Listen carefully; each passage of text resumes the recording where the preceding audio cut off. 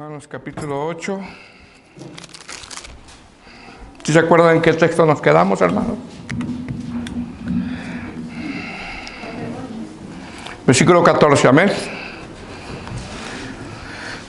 Vamos a leer desde el versículo 14 hasta el verso 29 y quizá el verso 28, perdón, y el verso 28 ya el viernes ya lo vamos a desarrollar un poquito más. Amén. Romanos capítulo 8, del verso 14 al verso 28. ¿Lo tenemos, hermanos? Dice la palabra del Señor. Capítulo 8, versículo 14, dice: porque todos los que son guiados por el Espíritu de Dios, estos son hijos de Dios. Pues no habéis recibido el espíritu de esclavitud para estar otra vez en temor, sino que habéis recibido el espíritu de adopción, por el cual clamamos, Abba, Padre. El Espíritu mismo da testimonio a nuestro espíritu de que somos hijos de Dios. Y si hijos, también herederos, y herederos de Dios y coherederos con Cristo, si es que padecemos juntamente con Él, para que juntamente con Él seamos glorificados. Pues tengo por cierto que las aflicciones del tiempo presente no son comparables con la gloria venidera en que nosotros ha de manifestarse. Porque el anhelo ardiente de la creación es el aguardar la manifestación de los hijos de Dios. Porque la creación fue sujetada a vanidad, no por su propia voluntad, sino por causa del que la sujetó en esperanza. Porque también la creación misma será liberada de la esclavitud de corrupción a la libertad gloriosa de los hijos de Dios. Porque sabemos que toda la creación gime a una está con dolores de parto hasta ahora. Y no solo ella, sino que también nosotros mismos, que tenemos las primicias del Espíritu, nosotros también gemimos dentro de nosotros mismos, esperando la adopción, la redención de nuestro cuerpo. Porque en esperanza fuimos salvos, pero la esperanza que se ve no es esperanza, porque lo que alguno ve, ha que esperarlo. Pues si esperáramos lo que no vemos, con paciencia lo aguardáramos. Y de igual manera el Espíritu nos ayuda en nuestra debilidad, pues ¿qué hemos de pedir como conviene? No lo sabemos. Pero el Espíritu mismo intercede por nosotros con gemidos indecibles. Mas el que escudriña los corazones sabe cuál es la intención del Espíritu, porque conforme a la voluntad de Dios intercede por los santos. Y sabemos que los que aman a Dios, todas las cosas le ayudan a bien. Esto es a lo que conforme a su propósito son llamados. Y este es el tema número 17, y como título es El Espíritu Santo, el intercesor perfecto. Amén. Aunque los últimos textos hablan de ello, vamos a seguir desarrollando un poquito más el viernes sobre este tema para empezar a abordar los siguientes textos. Amén. Bueno, hermanos, ya hemos hecho mención, ¿verdad? Quizás de repente es muy tedioso volver a repetir lo mismo, ¿verdad? Pero siempre es bueno para que se nos vaya quedando a nosotros, en este caso, lo que hemos venido abordando. Ya hemos hecho mención, hermano, en cada exposición a través de esta serie, la importancia del libro de los Romanos. Romanos es un libro que habla sobre la justificación.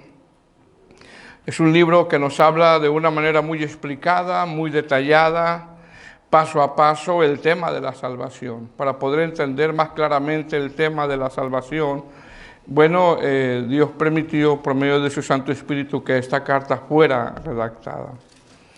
En este libro de Romanos, hermanos, claramente entendemos que nosotros no tenemos ningún mérito para poder ser salvos. Y Pablo, hermano, ya ha venido hasta estos capítulos, ha venido dando argumentos muy sólidos y argumento tras argumento tras argumento, sólidos y muy firmes. Es más, Romanos dejan claro, hermano, que todos merecíamos un justo juicio de parte de Dios. Todos los que estamos aquí merecíamos un justo juicio de parte de Dios. ¿Por qué? Porque cuando todos pecaron, es una declaración muy fuerte, porque cuando todos pecaron están destituidos de la gloria de Dios. Esto da a entender que todo lo que estamos aquí, hermano, realmente merecíamos el infierno, claramente. Sin embargo, una vez que el libro de los Romanos nos enseña claramente que todos merecíamos un justo juicio y por lo tanto había una condenación destinada para nosotros, Romanos nos enseña que el Señor por su gracia, Él pone la solución. El Señor por su gracia pone la solución. ¿Qué hace el Señor? Bueno, por su gracia nos justifica por medio de la fe en Cristo Jesús. Amén. Nos justifica por medio de la fe en Cristo Jesús. Y esta fe pues no es ni aún de nosotros. Es un don de Dios. Amén. Ahora, en las clases pasadas que hemos estado abordando, las dos últimas clases pasadas del capítulo 7, en el capítulo 7, desde el verso 7 hasta el verso 25, nosotros vemos la lucha contra el pecado. Vemos que los que han tenido el nuevo nacimiento, los que Dios les ha cambiado su naturaleza, desde ese momento se dio cuenta de que hay una lucha. Eso ya lo hemos venido nosotros repitiendo constantemente, ¿verdad? A lo mejor dice, no, el pastor ya dice lo mismo siempre, ¿verdad? Pero bueno, vamos a tratar de conectar esto que hemos venido abordando. Entonces, desde el verso 7 hasta el verso 25 del capítulo 7, Pablo enseña que desde que hemos tenido el nuevo nacimiento, hermanos, nos encontramos con una lucha, y esa lucha precisamente es contra el pecado. ¿Quién no luchó contra su carne el día de hoy? ¿Verdad? ¿Quién no luchó? Es decir, Romanos 7, hermano, no habla de alguien, mire bien, Romanos 7 no habla de alguien que vive en la práctica diaria del pecado y ese es su estilo de vida. Romanos 7 habla de un cristiano que peca porque está en esta carne, pero no es su estilo de vida. No es su estilo de vida. Romanos 7 habla de un cristiano que lucha, pero en esa lucha entiende que ese cristiano pues no es perezoso, no es irresponsable en su vida espiritual, lucha contra el pecado y cuando él peca se siente miserable, por eso dice Pablo, miserable de mí.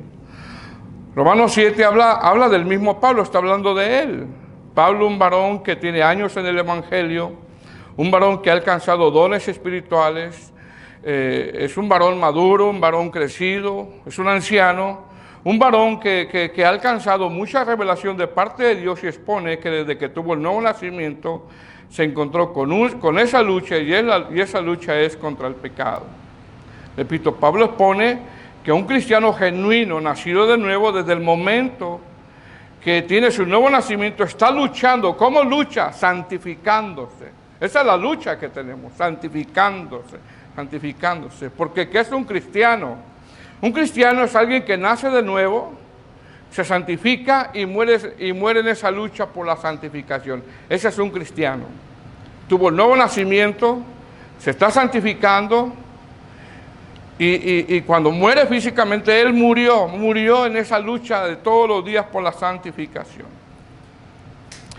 Entonces, de eso habla el capítulo 7 de Romanos. Ahora, el tema del viernes pasado, en el capítulo 8, que ya vimos dos temas, este es el tercer tema, Pablo expone argumentos muy sólidos de dos clases de personas. Fíjese bien, hermano. Número uno, los que andan en el Espíritu son los nacidos de nuevo y esos no están bajo condenación. Y número dos, los que andan en la carne y habla de aquellos inconversos y esos sí están bajo condenación. Cuando nosotros vemos la palabra andar, tiene que ver con una práctica diaria. Pablo en estos pasajes del capítulo 8 hace una notable diferencia entre alguien que ha nacido de nuevo y de alguien que no ha tenido el nuevo nacimiento. Es decir, los que andan en la carne, se entiende que viven en la práctica del pecado. Recordemos que la palabra andar es una palabra griega que es peripateo, que habla de límites. Es decir, una persona que no ha nacido de nuevo, esa persona no se pone límites. Anda en terrenos peligrosos, no se preocupa por la tentación, no le interesa orar, no le interesan las cosas del Señor que lo llevan a una santificación. Esas personas no pueden agradar a Dios, viven según la carne, piensan en las cosas de la carne, porque el texto dice los que son, y esta palabra son es un término de pertenencia. Y también expone que el Espíritu de Dios no mora en ellos, mas sin embargo, los que son del Espíritu, es decir, los cristianos nacidos de nuevo, los cristianos que Dios por su misericordia les ha cambiado su naturaleza, no andan conforme a la carne, pelean con la carne, no viven en la práctica diaria del pecado, por lo tanto ponen límites, no andan en terrenos peligrosos, se ocupan de las cosas del Espíritu, son del Espíritu, término de pertenencia, y el Espíritu de Dios mora en ellos. La palabra morar lo explicamos el viernes, ¿verdad? Es de que el Espíritu Santo vive dentro de esos cristianos como un dueño, no como un extraño. No son deudores a la carne y son guiados por el Espíritu. ¿Qué es esto? Esto es alguien que vive en el Espíritu. Eso lo vimos el viernes pasado. Ahora, ¿qué vamos a ver en estos 14 versículos, hermanos, que vamos a abordar el día de hoy? Lo vamos a ver en tres encabezados. Número 1, desde el verso 14 hasta el verso 16, vemos que todos los que son de Cristo son guiados por el Espíritu de Dios. Fíjese bien, Primer encabezado, desde el verso 14 hasta el verso 16, vemos que todos los que son de Cristo son guiados por el Espíritu de Dios. Segundo encabezado, del verso 17 hasta el verso 26, vemos el futuro glorioso que nos espera cuando estemos con Cristo y muestra 3 gemidos. Número 1, el de la creación. Número 2, el del creyente. Y número 3, el del Espíritu Santo. Y tercer encabezado, desde el verso 27 hasta el verso 28, vemos al intercesor perfecto que tenemos nosotros, que es el Espíritu Santo. Amén. Bueno, primer encabezado, desde el verso 14 hasta el verso 16. ¿Estamos ahí, hermanos? Dice la palabra del Señor. Verso 14 dice: porque todos los que son guiados por el Espíritu de Dios, estos son hijos de Dios. Amén. Todo esto es una afirmación que está dando el apóstol Pablo, No es una suposición, es una afirmación. Los que son guiados, dice, todos los que son guiados por el Espíritu de Dios, estos son hijos de Dios. Dijimos en la clase pasada que cuando se habla de ser guiados por el Espíritu, en este tiempo, hermano, se ha descontextualizado esa palabra. ¿Por qué? Porque en el tiempo de hoy, hermano, para muchos, con una muy mala teología, ser guiado del Espíritu, para muchos es, por ejemplo, correr, ¿verdad? Ya lo dije, ¿verdad? Correr, caerse, moverse incontrolablemente, o que un predicador que supuestamente es guiado por el Espíritu, pues es alguien que grita, que sople, que se quite el saco, ¿verdad? Y cuando lo ven, dice, oh, mira cómo es guiado por el Espíritu. Eso se ha descontextualizado. Mas, sin embargo, ser guiado por el Espíritu, bíblicamente, es alguien que ama la palabra, es alguien que ora, es alguien que constantemente se santifica, es alguien que regularmente se congrega, es alguien que resiste a la tentación, es alguien que busca dirección en una decisión que va a tomar, ya sea trabajo, hogar. Es una persona que está siendo guiada por el Espíritu Santo. Porque la pregunta es, hermano, ¿a dónde lleva el Espíritu Santo a un hijo de Dios? ¿A dónde lo lleva? Número 1, al arrepentimiento. Es lo primero que hace. Nos convence de pecado. Yo no sé a cuántos el Señor en esta semana nos convenció de algo mal. Que rápidamente dimos una mala contestación, hicimos algo mal y el Espíritu Santo rápidamente nos dijo, está mal ahí, está mal lo que hiciste.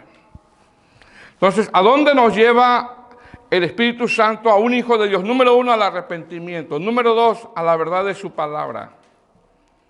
Número 3, a la santificación. Y número 4, a ser útiles. A eso nos lleva. Entonces, una de las evidencias o una evidencia de ser hijos de Dios es que somos guiados por el Espíritu Santo. Esto de ser guiados por el Espíritu Santo, en la clase pasada lo vimos en 4 sentidos. Número 1, esto da la idea de un niño que está tomado de la mano por su padre y lo lleva de la mano para guiarlo, aunque el niño, hermano, se quiera zafar de su mano, porque los niños chiquitos así son, ¿verdad? Lo está guiando uno, o ese niño va a un lugar peligroso y llega el padre y lo agarra de la mano, y el niño no quiere, dice, no, yo quiero ir ahí. Bueno, a veces así hay cristianos, ¿verdad? Yo quiero eso. Número 2, esto habla de que como hijos de Dios, ¿verdad? Si no queremos ser guiados en esa figura de un padre con un niño, si no queremos ser guiados, somos disciplinados.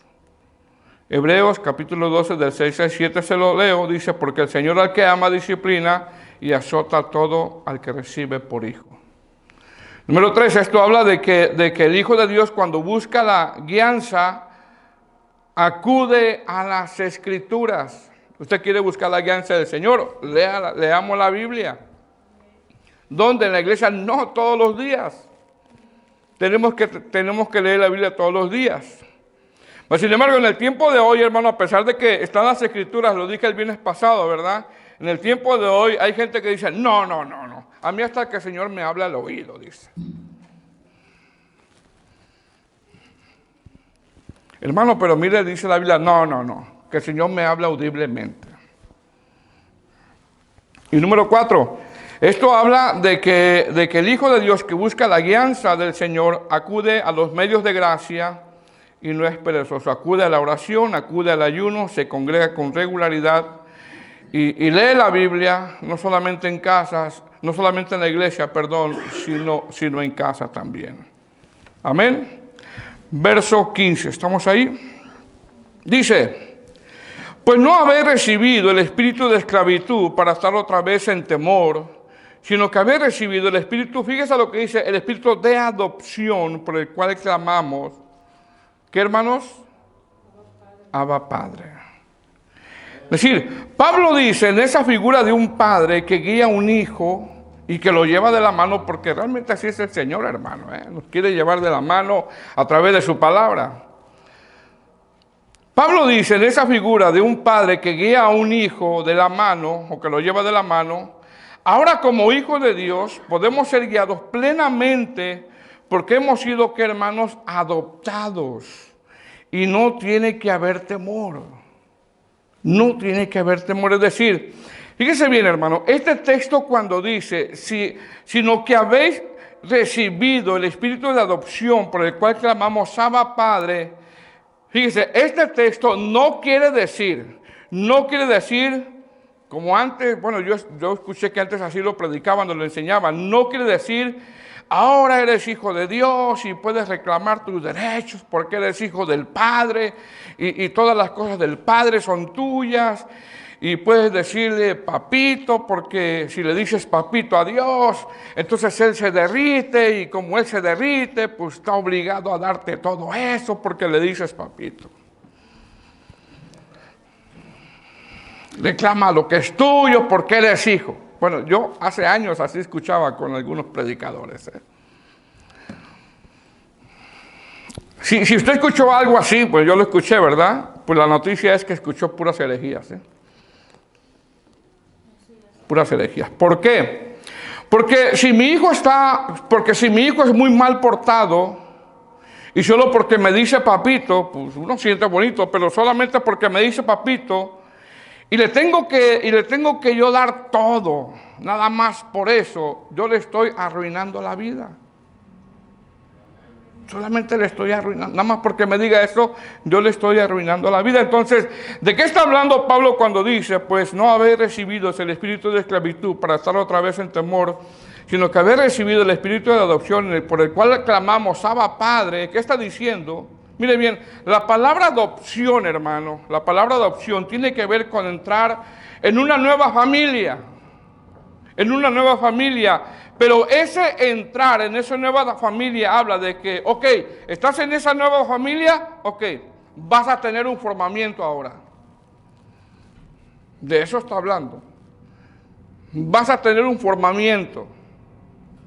Y un formamiento, hermano, tiene que ver con disciplina. Y la Biblia, hermano, nos da un formamiento a nosotros. Nos da un formamiento. En Roma, hermano, cuando se adoptaba a alguien como un hijo, fíjese bien, desde el momento en que entraba a una familia nueva, desde ese momento comenzaba a recibir un formamiento. ¿Por qué? Porque si no tenía un formamiento, ese nuevo hijo o esa nueva hija, si vivía como quería, era una vergüenza para esa familia. Por eso en la casa tiene que haber reglas, formamiento. Y eso es precisamente lo que está diciendo el apóstol Pablo aquí. Ya somos hijos de Dios, ok, entonces ahora hay disciplinas. Hay un formamiento.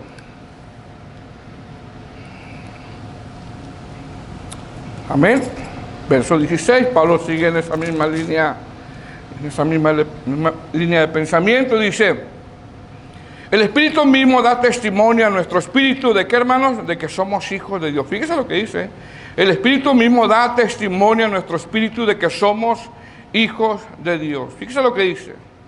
Si el Espíritu Santo, hermano, da testimonio a nuestro espíritu de que somos hijos de Dios, pregunta: ¿cómo da testimonio de que somos hijos de Dios? ¿Cómo? Según los contextos de que el Hijo de Dios es guiado, ora, se congrega, ama las Escrituras. Eso da testimonio de un hijo de Dios. ¿Cómo tú identificas a un hijo de Dios? Pues se está congregando, está leyendo la palabra, se está santificando, está siendo formado, está siendo disciplinado. Y todo eso, hermano, te lleva ¿a qué? A dar frutos. Y si el Espíritu mismo da testimonio a nuestro espíritu de que somos hijos de Dios, según los contextos, ¿cómo? De que el Espíritu Santo mora en nosotros. Ya explicamos que esa palabra morar habla de habitar como un dueño, no como un invitado, como un extraño, ¿verdad? No es de que Espíritu Santo te invito, ven, y luego se va, ¿no? Y invitamos al Espíritu Santo, ven Espíritu, y luego se va, ¿no? No es así. Mora en nosotros. Mora en nosotros. ¿Cómo el Espíritu mismo da testimonio a nuestro espíritu de que somos hijos de Dios? Por medio de la santificación, según los contextos que ha venido abordando el apóstol Pablo. Eso es testimonio, hermano.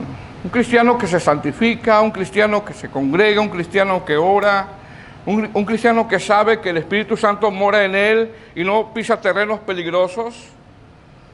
Eso da testimonio de que es hijo de Dios. Un cristiano que no anda en la carne, hablando de que no practica el pecado, no es su estilo de vida. Eso da testimonio de que es hijo de Dios. Amén, hermanos. Verso 17, segundo encabezado, desde el verso 17 hasta el verso 25. Fíjese bien, ¿de qué nos habla? De que una vez que somos hijos de Dios y nos estamos santificando, ¿verdad? El Espíritu Santo mora en nosotros. Ahora, en estos textos, el apóstol Pablo nos habla del futuro glorioso. Fíjese bien que le espera a los hijos de Dios cuando estemos con Cristo y muestra 3 gemidos por esa manifestación gloriosa cuando venga el Señor. Número 1, el gemido de la tierra. Número 2, el gemido del creyente. Y número 3, el gemido del Espíritu Santo. Es decir, en estos textos habla claramente, como si dijéramos: ven Señor Jesús, porque los días son peligrosos y malos. En estos textos el apóstol Pablo, hermano, habla de que como hijos somos herederos. Somos herederos. ¿Quiénes son herederos? Bueno, los que han sido justificados, los que no andan en la carne, los que son guiados por el Espíritu, los que en ellos habita el Espíritu Santo, los que el mismo Espíritu da testimonio de que son hijos de Dios. Y mire lo que dice el verso 17. Dice: y si hijos, fíjese lo que dice, y si hijos, también herederos, herederos de Dios y coherederos con Cristo, si es que padecemos juntamente con Él, para que juntamente con Él seamos glorificados. Fíjese lo que dice. ¿De qué está hablando este texto o de qué comienza a hablar Pablo en estos textos? Habla de la gloria futura, no de reino ahora como se predica hoy, no. Habla de la gloria futura en que nosotros ha de manifestarse cuando estemos nosotros con el Señor. Habla de eso. Dice: y si hijos, también herederos, herederos de Dios y coherederos con Cristo. Y mire lo que dice: si es que padecemos. Fíjese lo que dice: si es que padecemos. Aquí la palabra padecer juntamente con Él, hermano, no quiere decir que por el padecer vamos a ganar la glorificación. No quiere decir eso. Lo que quiere decir es que los cristianos nacidos de nuevo tenemos que estar dispuestos a sufrir por las cosas del Señor, a sufrir por servir al Señor, y que en ese sufrimiento le estemos dando ¿qué? Le estemos dando gloria a Dios. La palabra padecer tiene que ver con sufrir. Tiene que ver con sufrir.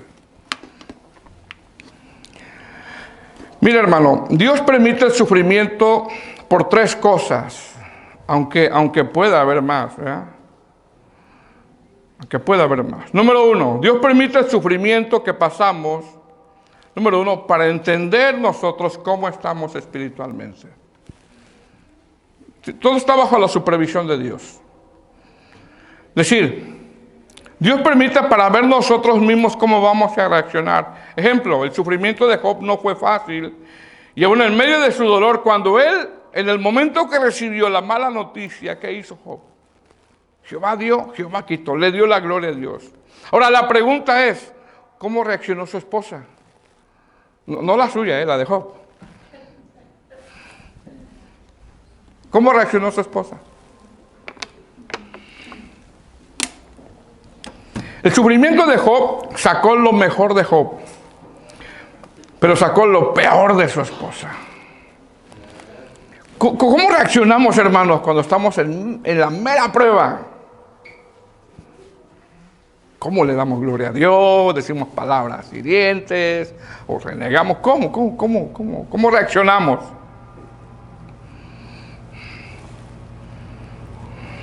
Número dos, los sufrimientos nos enseñan, fíjese bien, a aprender más a depender de Dios, al cristiano genuino, porque el cristiano, el que es inconverso ese va al mundo regularmente. Los sufrimientos nos enseñan a aprender más a depender de Dios. Y sabe que, hermano, eso está comprobado. Un cristiano genuino que está bajo una prueba, por lo regular ora más. Y no tendría que ser así, Mientras no está en la prueba, pues ahí se la lleva, ¿no? Pues viene a la iglesia, echándole ganas, pues, gloria a Dios. Pero nada más le viene la prueba y, hermanos, oremos. Y empieza a orar más, y empieza a orar más, que no tendría que ser así. No tendría que ser así. Número 3. Sufrimiento nos permite entender algo, fíjese, hermano, algo que muy pocos los cristianos comprendemos. Uno de los atributos de Dios menos comprendidos del cristiano. ¿Y sabe cuál es? La soberanía de Dios. Ese atributo de Dios, hermano, para nosotros los cristianos a veces es bien difícil de comprender. La soberanía de Dios. Sin embargo, cuando entendemos la soberanía de Dios, o un poco de la soberanía de Dios, es cuando entonces nosotros comenzamos a descansar, porque decimos, no, Dios tiene control de todo. Cuando no entendemos la soberanía de Dios, tomamos cualquier decisión, hacemos cualquier cosa, o actuamos a veces en contra de la voluntad de Dios. Pero cuando entendemos la soberanía de Dios, decimos, no, yo voy a esperar en el Señor. Yo sé que el Señor tiene control. Eso es un cristiano que es guiado por el Espíritu Santo. Verso 18. ¿Vamos ahí? Está hablando de la gloria futura en que los cristianos se van a manifestar. Cuando estamos con el Señor dice, pues tengo por cierto que las aflicciones del tiempo presente no son comparables con la gloria venidera en que nosotros ha de manifestarse. Fíjese lo que está diciendo el apóstol Pablo. Pues tengo por cierto que las aflicciones del tiempo presente. ¿Verdad? ¿De qué sigue hablando? De esa gloria cuando estemos con el Señor. Esas aflicciones, ¿cuáles aflicciones del tiempo presente? ¿Estás pasando aflicciones, hermanos? En este tiempo, ahora. Bueno, esas aflicciones que usted vive ahorita, el apóstol Pablo hace mención que no se comparan en nada con la gloria venidera en que se va a manifestar. Está diciendo que el sufrimiento que vivimos es temporal, pero la gloria es eterna. El sufrimiento, hermano, de nosotros, fíjese bien, para Dios, hermano, quizás es como un segundo o menos de un segundo para nosotros. A nosotros el sufrimiento se nos hace una eternidad, ¿verdad? estamos en la prueba y nosotros se nos hace una eternidad de sufrimiento y en ocasiones decimos nosotros, ¿hasta cuándo, Señor? Pero para Dios el sufrimiento, hermano, no le podemos poner ni un segundo, no le podemos poner eso. Pastor, entonces tengo que sufrir más. No estoy diciendo eso. Lo que estoy diciendo es que todo sufrimiento, hermano, que vivimos es simplemente temporal nada más. ¿Por qué? Porque después del sufrimiento, ¿qué viene, hermano? ¿Qué viene? La gloria venidera. Un cuerpo glorificado, estar con el Señor, un nombre nuevo, cielo nuevo y tierra nueva. A eso se está refiriendo él. Dice Pablo, pues tengo por cierto. Esta palabra tengo por cierto en griego es logizomaí, que significa como alguien que calcula con exactitud, como calcular un estimado, como cuando alguien, hermano, va a dar un estimado de un trabajo y dice, exactamente esto es lo que necesito de material para ese trabajo. No hay duda. Entonces cuando Pablo dice, pues tengo por cierto, él está diciendo que estaba seguro que la gloria que viene es mucho mejor, hermano, que estar en esta tierra. Mucho mejor. Nosotros aquí, hermano, nada más somos pasajeros, nada más. Ahora, pregunta, ¿por qué él está tan seguro de decir, allá con el Señor es mucho mejor que aquí en la tierra? ¿Por qué él está tan seguro? Porque aquí como que no nos emociona mucho eso, ¿verdad? Fíjense, hermano, ¿por qué él es tan seguro que esa gloria es mucho mejor? ¿Por qué? Algunos comentaristas le exponen que porque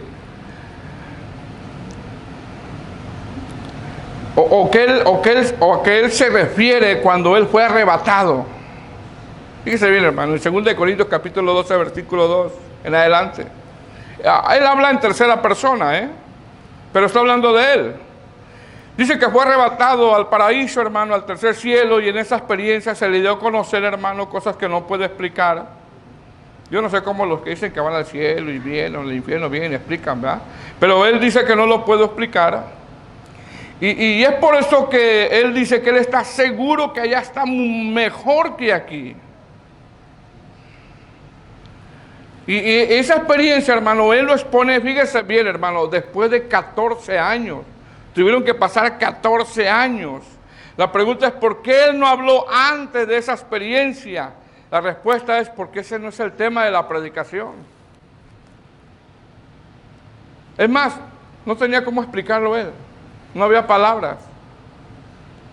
Sin embargo, lo que me llama la atención es que lo hizo después de 14 años, pero nada más dijo que fue arrebatado. Lo hizo porque fue obligado, ya que los falsos maestros o los superapóstoles, como él le llama de una manera sarcástica, ellos hablaban de éxtasis, de viajes ancestrales, y es por eso que él fue obligado a hablar de esa experiencia, y lo habla él en tercera persona. Como decir Pablo, yo también tuve esa experiencia hace 14 años. Hace 14 años, hermano, y no dijo nada, no explicó nada. Hermano, uno tiene un sueño un día antes y al día siguiente ya quiere buscar revelación. ¿Y qué significa ese sueño? Entonces, ¿qué está diciendo Pablo cuando dice, pues tengo por cierto que las aflicciones del tiempo presente no son comparables con la gloria venidera en que nosotros ha de manifestarse? Lo que está diciendo con una seguridad es que lo que nos espera con el Señor, hermanos, es mucho mejor. Es mucho mejor. Aunque son inevitables que los cristianos suframos en esta tierra. Fíjese bien, hermano, los cristianos, hermanos, nosotros no sufrimos como los incrédulos. ¿Sabía eso? Nosotros no sufrimos como los incrédulos. ¿Por qué? Porque los incrédulos sufren sin esperanza. Nosotros sufrimos y nuestros sufrimientos, hermanos, están llenos de esperanza. ¿Por qué? Porque caemos de rodillas, sabemos a dónde llorar, sabemos a dónde acudir, sabemos en dónde encontrar un descanso. Sabemos a dónde. Amén. Verso 19. Y aquí Pablo empieza a hablar de los tres gemidos, ¿verdad?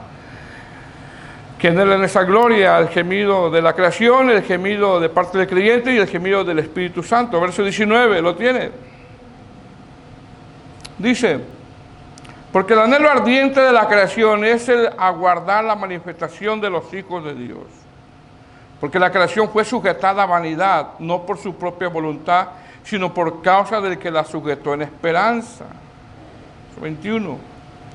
Porque también la creación misma será libertada de la esclavitud de la corrupción a la libertad gloriosa de los hijos de Dios. Porque sabemos que toda la creación, que dice, hermanos, gime a una y aún está con dolores de parto, dice, hasta ahora.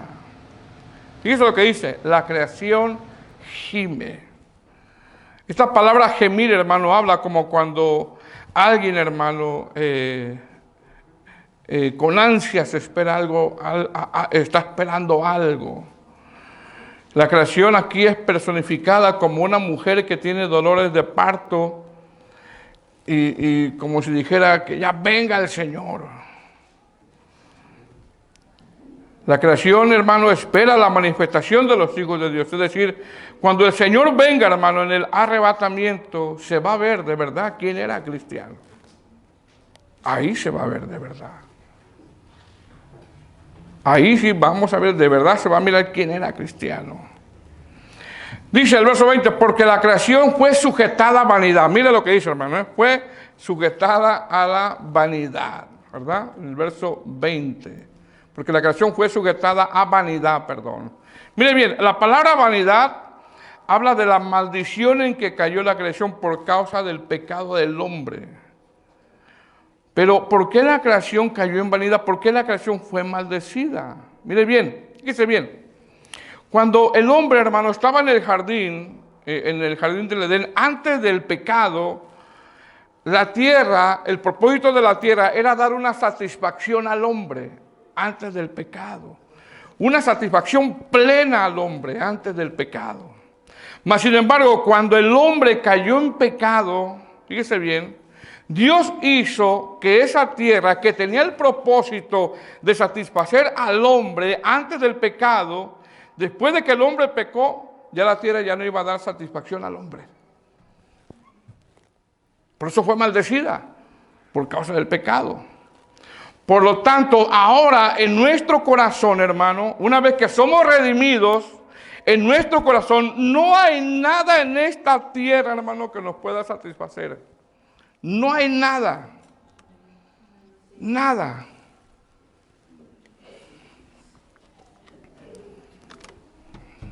No hay nada, hermano. ¿Sí me explico, hermanos? Antes del pecado, la tierra estaba diseñada para satisfacer al hombre antes del pecado. Pero ya después, ya no. Por eso fue maldecida, por causa del pecado. Y entendemos ahora que somos redimidos, nosotros nos damos cuenta, ahora que somos redimidos, que somos salvos, que en su corazón y en mi corazón, en nuestro corazón, no hay nada, hermano, en esta tierra que nos pueda satisfacer plenamente. Es más, se lo voy a decir así, póngame atención.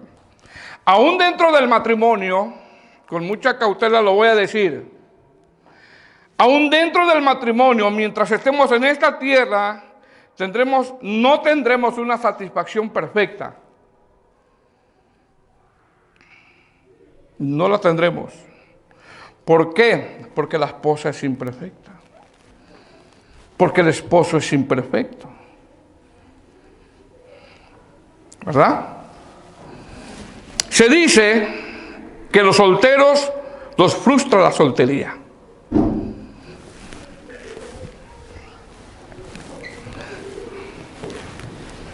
Se dice que los solteros los frustra la soltería. ¿Y cuándo me voy a casar? Y se me fue el tren, y se me fue el avión, y ya se casó el otro, y yo todavía no. Y estoy para vestir santo, así dicen allá en el... Se dice que los solteros les frustra la soltería, pero también se dice que los casados los frustra el matrimonio. Eso lo digo con mucha cautela. ¿Por qué? Porque, ¿por qué cree que usted que dice la palabra soportaos los unos a los otros? ¿Por qué dice la palabra eso? ¿Por qué, hermano? Termino con la idea. Repito, se dice que a los solteros los frustra la soltería y a los casados los frustra el matrimonio. ¿Por qué? Porque el verdadero gozo no está en estar casado o soltero, sino es en estar bien espiritualmente con Dios. Ese es el verdadero gozo. Estar bien con Dios. Ese es el verdadero gozo, estar bien con el Señor. Entonces, ¿qué está diciendo Pablo en el verso 20? Cuando dice, porque la creación fue sujetada a vanidad, no por su propia voluntad, sino por causa de que la sujetó en esperanza. ¿Quién la sujetó? Pues fue el Señor cuando cayó en maldición la tierra, cuando maldijo la tierra.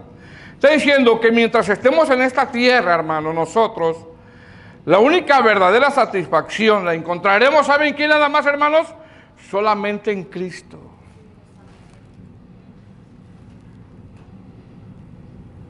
¿Por qué? Porque esta tierra está corrompida. Porque nosotros somos seres imperfectos. Vamos a una perfección, pero somos seres imperfectos. La tierra, hermano, está corrompida. Aunque venga el mejor presidente, yo tengo el mejor presidente. En mi país es el mejor presidente. López Obrador, Bukele.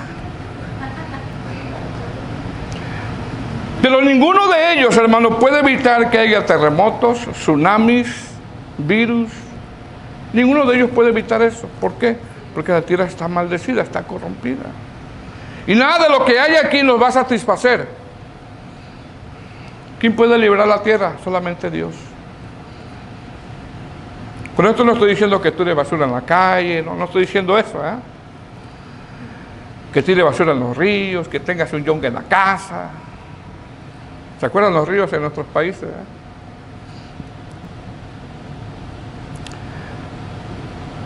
Ponga un jardín muy bonito y déjelo un año, a ver después cómo lo encuentra.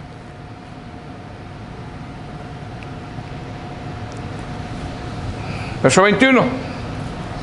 Ya vamos acabando, hermano. Nos falta una hora. No, ya vamos a acabar, ¿ok? Aunque no terminemos, seguimos el viernes, ¿ok? Porque también la creación misma será libertada de la esclavitud, de corrupción, a la libertad gloriosa de los hijos de Dios. ¿Verdad? Verso 22. Ahora empieza el gemido del creyente, verso 22. Porque sabemos que toda la creación gime a una y aún está con dolores de parto hasta ahora. Y no solo ella, dice, sino que también nosotros mismos, que tenemos las primicias del Espíritu. Nosotros también gemimos dentro de nosotros mismos esperando la adopción, la redención de qué, hermanos, de nuestro cuerpo, de recibir ese cuerpo glorificado, ¿verdad? Todos estamos esperando al Señor.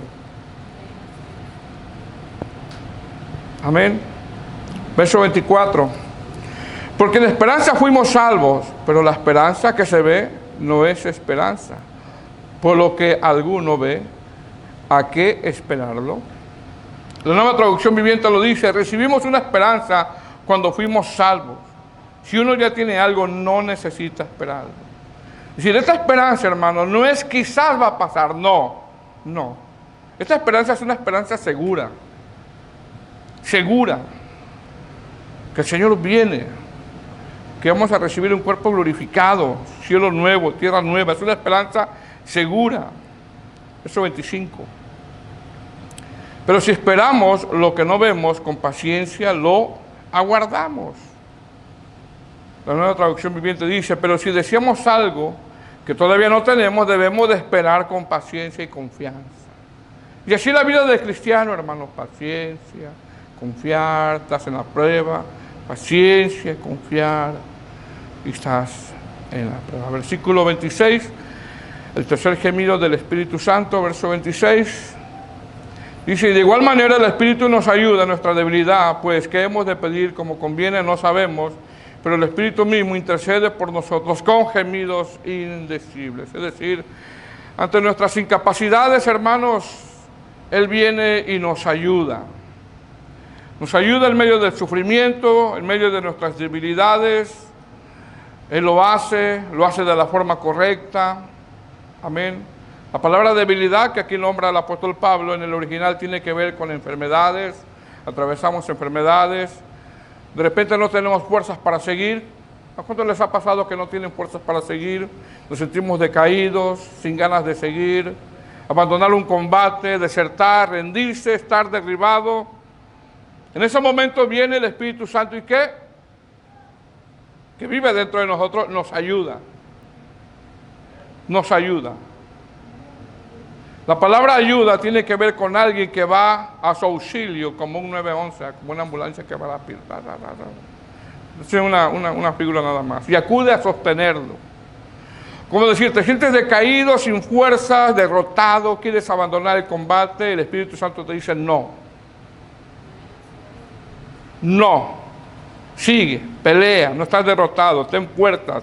No abandones el combate, no. Sigue, sigue, sigue. Verso 27. Mas el que escudriña los corazones sabe cuál es la intención del Espíritu, porque conforme a la voluntad de Dios intercede por nosotros. Quizá tú le dices, Señor, quítame la prueba, y quizá el Espíritu dice, no, mejor ayúdalo a madurar. Porque Él sabe, ¿verdad? Y versículo 28 ya para terminar. Estos versículos los vamos a desarrollar más el viernes. Verso 28. Y sabemos que los que aman a Dios todas las cosas le ayudan a bien. Esto es a los que conforme a su propósito son llamados. La palabra sabemos, el apóstol Pablo habla de una seguridad, de una certeza. No habla de opiniones personales o de alguien que tiene dudas. No, no, no. Pablo ha expuesto fielmente a las promesas de Dios como un predicador. Dice, sabemos que todas las cosas nos ayudan a bien. ¿A qué bien se refiere, hermano? Al bien de la salvación. Pero también de cosas malas que vivimos mientras estamos en esta tierra. Fíjense bien, la palabra ayudan en el griego es sinergia y se refiere a una mezcla, fíjense bien, a una mezcla de dos o tres cosas que combinadas resultan un bien. Que combinadas resultan un bien. Es decir, esas cosas por separados, o esas dos cosas o tres cosas por separados, pueden causar daño, pero cuando se combinan hacen un bien. Por ejemplo, la sal, ¿verdad? Aunque la sal es mala, ¿verdad? La sal tiene dos elementos, uno es cloro y el otro es sodio. Cuando se mezclan producen un sabor. Si se la come uno por separado, pues hace mal. Pero cuando se mezclan producen un sabor. Es decir, ¿qué nos enseña esto? Esto nos enseña que todo lo malo que nos pasa en la tierra, todo lo malo que nos pasa en la tierra, todo resulta para un cristiano un bien. Un bien. Uno puede decir, no salgo de una y entro a otra, no salgo de una y entro a otra, y entro a otra, y entro a otra. Bueno, eso malo que te pasa con la obra del Espíritu Santo, combinado, obrará para un bien, que es Dios está trabajando en nosotros. Es decir, Dios permite que estas cosas combinadas obren para bien. Obren para bien. Dios, hermano, podría evitar el sufrimiento, la verdad. Dios diría, quita el sufrimiento, se acabó. Dios lo podría evitar. Él es Dios, Él tiene el poder para hacerlo. Pero sin embargo, el sufrimiento Él lo permite. ¿Para qué, hermanos? Para un bien. Eso no lo entendemos nosotros, porque no entendemos mucho la soberanía de Dios. Pero Él podría quitar el sufrimiento. Se acabó el sufrimiento, no más sufrimiento. Pero no, Él lo permite. Ejemplo, cuando el pueblo de Israel salió de Egipto, Dios evitó que pasara por un lugar donde había guerra. Evitó. Pero no evitó que se encontrara en un callejón sin salida enfrente del mar. Eso fue para bien. Fíjense bien. Porque al último ellos no eran guerreros, eran esclavos. No sabían cómo pelear. Entonces, Dios evitó que pasaran por ahí, porque ahí había gente de guerra, pero no evitó que llegaran frente al mar. ¿Y para qué fue eso, hermano? Para bien. La pregunta es, ¿por qué permite Dios eso? Bueno, para después tener sabiduría, para tener la gracia en cómo nosotros caminar. ¿verdad? José y sus hermanos lo odiaban, lo venden, la mujer de Potifar lo calumnia, lo meten a la cárcel, pero todo produjo, ¿qué, hermanos?